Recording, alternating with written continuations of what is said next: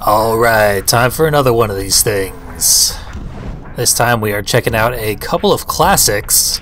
Thumper in Paris. Thumper has been around since the very first game, but its driver, Bruce Cochran, has retired. He won the tournament and became the king of the world in the last game, but unfortunately the entire world was destroyed by the Twisted Metal competition in his ending, and only his ending.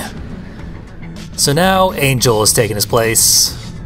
She is jealous of all the men in her life who get to have badass cars and show them off in impressive competitions. So she's going to take one of the most badass cars and win an impressive competition in order to get a badass car. Well, I don't get it, but that's Angel's wish. We're gonna fulfill it. She's actually, appropriately, kind of a Paris Hilton parody, because that kind of thing was all the rage in 2005. But this is our second and final retro level of the game. We've been to Paris before in Twisted Metal 2. For some reason they put the two retro levels together. But there's our big centerpiece, the Eiffel Tower. This time it literally is in the center of the level. And over this way is the Thinker, which means in here should be a nice art gallery. Yep. Nice was a little premature. These paintings are all very low resolution, somehow more low resolution than the ones in Twisted Metal 2. Can't make out any of this crap. And there's our minigame teleporter for the level.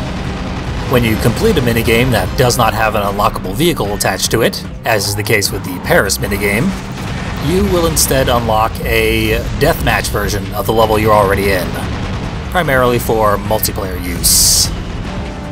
They're usually pretty much the same level, just with parts of it made inaccessible, but sometimes they remix things a bit. We'll see a couple of them throughout the LP. Here we are, subject to repeated use of the Chaos version of Mr. Slam Special. That's the one we'll be seeing throughout the rest of the game, because we're stuck with it. And here's that canal we saw last time we were in Paris, although now it is on the side of the tower facing away from the city, so I guess when they rebuilt the tower they moved it a few hundred feet. And just to show it off, you can still get on the rooftops without the tower destroyed, but it's even more pointless than it was in the last game. Plus you need the jump upgrade to get up there. We currently have that and the machine gun upgrade. All sorts of upgrades. We're still not doing so hot. Thumper's seen a bit of a downgrade from the last few appearances, where it was among the strongest vehicles in the entire game. Now it's got pretty low health, and we haven't seen its special yet, but it's seen some better days. And it's about time to demonstrate it now. It's our usual flamethrower, but look at that. It's sick. It's turned green. For some reason they changed it from the PSP version, where it was, if you can believe it, orange, as it is in all previous games. I don't know why they did that. And that arbitrary palette swap has affected its efficacy. We've topped out at like 16 damage, I think, from full use of it. Used to be able to one-hit kill some of the weaker enemies.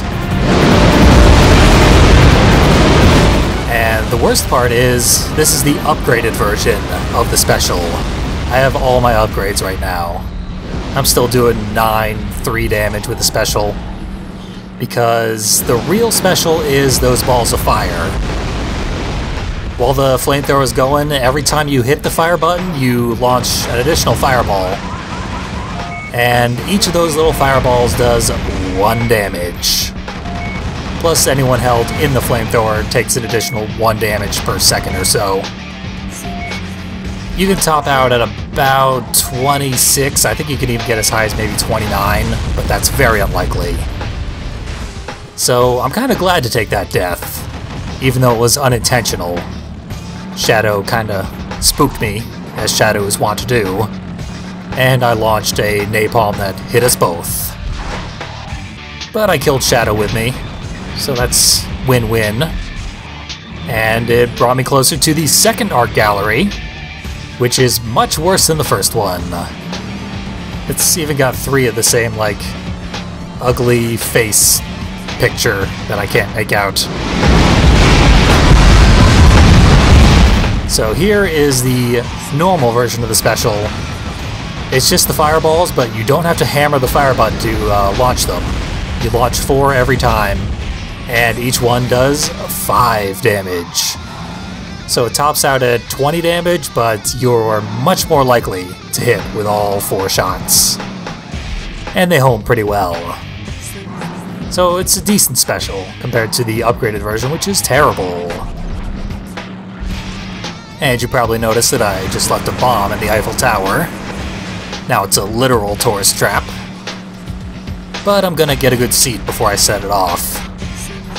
This one deserves our full attention.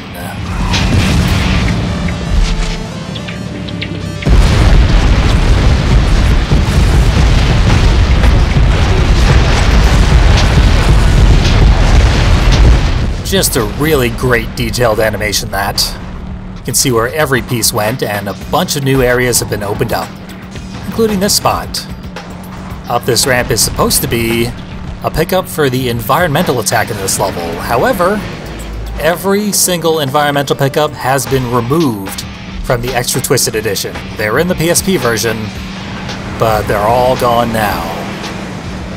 Only way to use it yourself is with cheats. Although if we were using cheats and had tried to use it before this moment, we would have had a message pop up that said the attack is unavailable, and to destroy the Eiffel Tower first. Not that it matters, since we can't use it anyway, but lucky for us, the AI always cheats, so all we gotta do is hang out around here and eventually they'll activate it for us. And we can see that for some reason, the very tip of the Eiffel Tower generates electricity and shoots lightning bolts at you.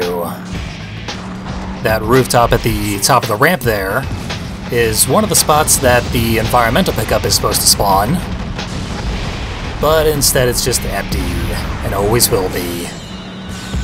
Weird decision on the part of the developers. It might have been because one of the pickups was on ground level, and they didn't want people to be able to use the environmental attack before it was actually available.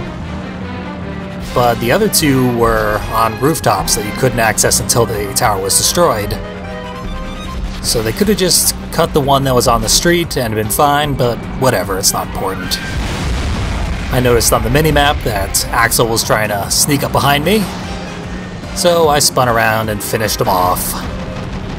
Which means we are almost done here. Hammerhead's the only one left. Just wait for him to get down here, and I'll get him with my preponderance of ammunition. Shouldn't take long at all, because this is one of the fastest games in the entire series. Much, much faster than Black, which was the previous game that Incognito made. Black is probably the slowest game in the whole series. This game's a little bit faster than 2, I think. Not quite as fast as 1, but still pretty ridiculous. Hammerhead has really high armor and was at green health, and he still put up no fight whatsoever. And that won us the battle. Now we bid adieu to Paris one last time, and head off to get Angel her prize of an even cooler car than the one she already has.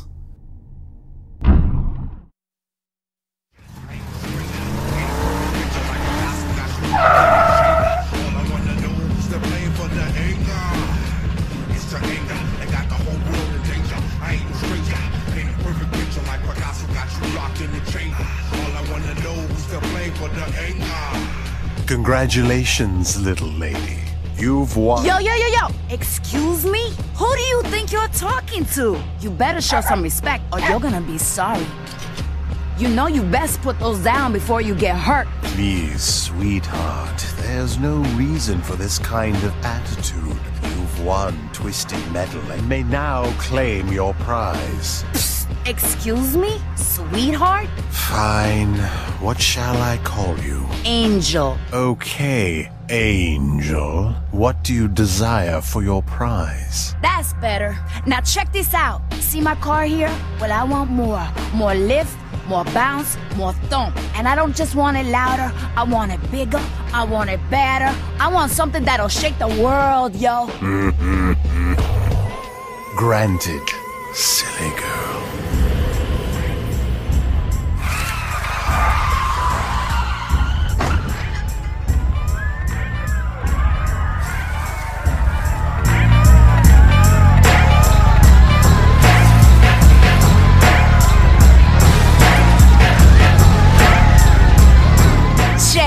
Let's see what we got over here. Slowly I'm turning my victim step by step. Grim Reapers emerging, a full moon is on deck. First comes a shadowy figure that comes deep from within, possessing body and soul, footsteps of the wind. Falter I didn't and hesitate I did not. Trick around if you won't, beat the funk of your life. I can't explain it, don't blame them, I had some good home training. I'm sending souls.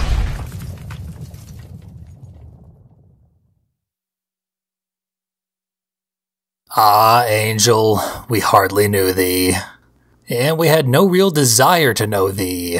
That was not a very good character. I sort of felt this way about the last two endings, but this one really drives it home. It seems like they wanted to do an intro cutscene like they did with all the characters in Black. Then maybe they ran out of money or didn't want to break with the style of Twisted Metal 2 or something. So they just cram like a minute of character introduction to the beginning of many of the endings. The end of the game is not when you want to meet your player character, and most of these drivers are just over-the-top caricatures that we don't really want to meet.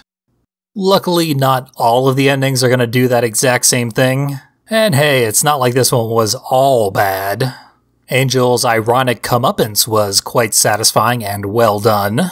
And that song that killed her was kind of a banger. Strangely, nothing about it is listed in the game's credits, and as far as I can tell, no one knows who made it or where to find it. Maybe you'll have better luck than I did shazamming up its source, but sometimes you gotta just enjoy a thing while it lasts and then let it fade off into the ether. Like, for example, this video.